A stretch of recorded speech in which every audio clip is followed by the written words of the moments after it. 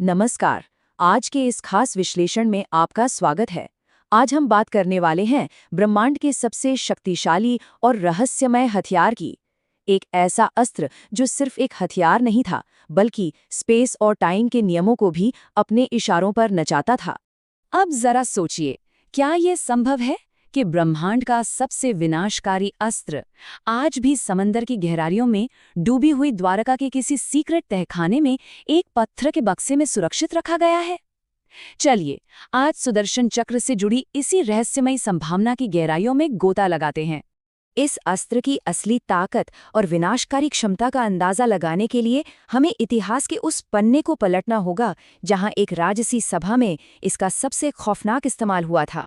यहाँ भगवान कृष्ण का संयम देखिए। एक विशाल सभा के बीचों बीच राजा शिशुपाल लगातार उन्हें गालियां दे रहा था, अपमानित कर रहा था, लेकिन कृष्ण बिल्कुल शांत थे।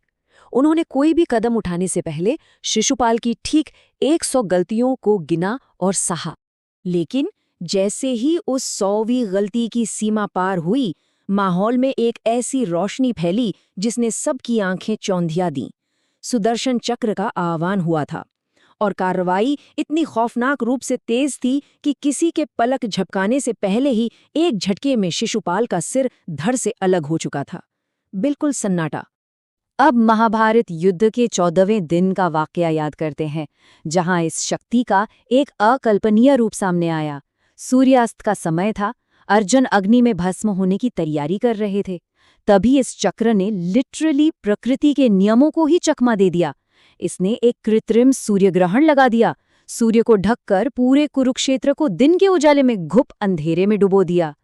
वैसे इस अस्त्र के नाम और इसके काम के बीच का विरोधाभास काफी हैरान करने वाला है। सुदर्शन, जिसका मतलब है शुभ दर्शन, सुनने में कितना पवित्र लगता है ना? लेकिन दुश्मनों के लिए यह विनाश का सबसे खौफनाक और आखिरी संकेत था। जो भी इसे अपनी तरफ आता देखता, वो उसकी जिंदगी का आखिरी नजारा होता था। तो सवाल ये उठता है कि स्वर्ग और अंतरिक्ष तक को कंट्रोल करने की क्षमता रखने वाले इस अकल्पनीय अस्त्र की शुरुआत आखिर कहाँ से और कैसे हुई? हमारे मूल ग्रंथों में इसके निर्माण की 2 अलग-अलग लेकिन बेहद दिलचस्प कथाएं मिलती हैं। विष्णु पुराण कहता है कि इसे विश्वकर्मा जी ने सूर्य की प्रचंड ऊर्जा और चमकती धूल से गढ़ा था। वहीं महाभारत के अनुसार इसे भगवान शिव ने तपस्या से प्रसन्न होकर वरदान के रूप में दिया था। दोनों ही कथाएं एक ऐसे अस्त्र की ओर इशारा करती हैं जिसकी चमक इतनी तेज थी कि केवल देवता ही उसे देखने की हिम्मत कर सकते थे। और यहीं पर कहानी में एक ऐसा मोड़ आता है जहां हमारे प्राचीन ग्रंथ और आज के मॉडर्न साइंस की थ्योरीज एक दूसरे से बिल्कुल जुड़ती हुई दिखाई देती हैं। ग्रंथों में इसे एक धातु की डिस्क के रूप में बताया गया है, जिसके किनारे पर ठीक 108 रेजर जैसे तेज ब्लेड लगे हुए हैं। और हम जानते हैं कि 108 सिर्फ एक रैंडम नंबर नहीं है, बल्कि हमारे शास्त्रों में ये ब्रह्मांडीय पूर्णता की एक बेहद पवित्र संख्या मानी जाती है। हैरानी की बात तो ये है कि ये अस्त्र लिटरली एडवांस्ड फिजिक्स के सिद्धांतों पर काम करता हुआ लगता है। जब ये हवा में घूमता तो गैस के कणों को जलाकर प्लाज्मा जैसी भयंकर गर्मी पैदा करता था। और सबसे बड़ी बात, इसे किसी रिमोट से नहीं बल्कि क्वांटम एंटेंगलमेंट की तरह सीधे इसे धारण करने वाले के दिमाग और विचारों से कंट्रोल किया जाता था। है ना कमाल की बात? इसकी विनाशकारी स्पीड का नजारा तब देखने को मिला जब शाल्व नाम के राक्षस ने द्वारका पर अपने एक मायावी उड़ने वाले विमान से हमला किया। सुदर्शन चक्र ने बिजली की रफ्तार से आसमान को चीरते हुए उस भ्रम पैदा करने वाले विमान के टुकड़े टुकड़े कर दिए और पलक झपकते ही वापस अपने स्वामी के हाथ में लौट आया। इसकी डायमेंशनल रीच किसी भी मॉडर्न मिसाइल से कहीं ज्यादा खतरनाक थी। एक बार जब दुर्वासा ऋषि ने क्रोध में आकर एक श्राप दिया तो चक्र उनके पीछे ही पड़ गया। अपनी जान बचाने के लिए ऋषि पृथ्वी से भागे, ब्रह्मलोक गए, यहाँ तक कि शिवलोक तक पहुंच गए। लेकिन चक्र वो हर डायमेंशन को पार करता हुआ एक अनस्टॉपेबल फोर्स की तरह उनका पीछा करता रहा।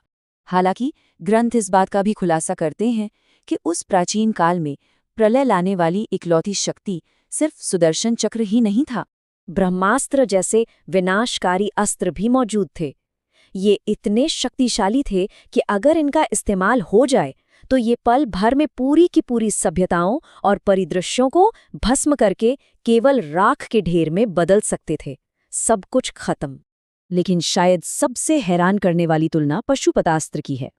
आज के मॉडर्न फिजिसिस्ट भगवान शिव के इस अल्टीमेट वेपन की तुलना एक अस्थिर ऊर्जा पल्स या माइक्रो ब्लैक होल जनरेटर से करते हैं। एक ऐसी ताकत जो सिर्फ चीजों को नष्ट नहीं करती, बल्कि स्पेस टाइम को ही तोड़ते हुए मैटर के अस्तित्व को पूरी तरह से मिटा देती है। इन सब प्रलयकारी अस्त्रों के बीच सुदर्शन चक्र का आखिर क्या हुआ? ग्रंथ इसके वर्तमान स्थान की दो संभावनाएं बताते हैं।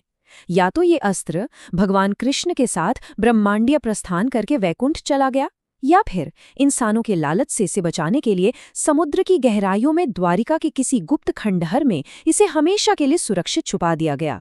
इस अस्त्र की पूरी अहमियत को हम तब तक नहीं समझ सकते जब तक कि हम इसे धारण करने वाले के जीवन के उस भारी बोझ को ना समझ लें। जरा उस इंसान की कल्पना कीजिए जिसके पास ब्रह्मांड की सबसे बड़ी शक्ति थी, भगवान कृष्ण, जिनका जन्म एक जेल में हुआ, जिन्होंने जीवन भर राक्षसों से युद्ध किया, अपनी व्यक्तिगत शांति और प्रेम का बलिदान दिया, महाभारत के युद्ध में सिर्फ एक सारथी की भूमिका निभाई और अंत में अपनी ही आंखों के सामने अपने बनाए राज्य को समुद्र में डूबते हुए देखा। ये दिव्य संयम का सबसे बड़ा, सबसे अल्टीमेट प्रतीक था। दुनिया को पल भर में राख कर देने की शक्ति होने के बावजूद उन्होंने हमेशा कर्तव्य, धैर्य और मार्गदर्शन का रास्ता चुना। इस असीमित शक्ति का इस्तेमाल कभी भी अहंकार के लिए नहीं हुआ, बल्कि सिर्फ तब हुआ जब ब्रह्मांड का बैलेंस पूरी तरह से बिगड़ चुका था। ये पूरा इतिहास हमें सच में सोचने पर मजबूर कर देता है। क्या आज भी इस गहरे नीले समंदर की शांत लहरों के ठीक नीचे प्राचीन इतिहास के ऐसे ही अनसुलझे रहस्य और अकल्पनीय शक्तियां दुनिया की नजरों से छिपकर खामोशी से आराम कर रही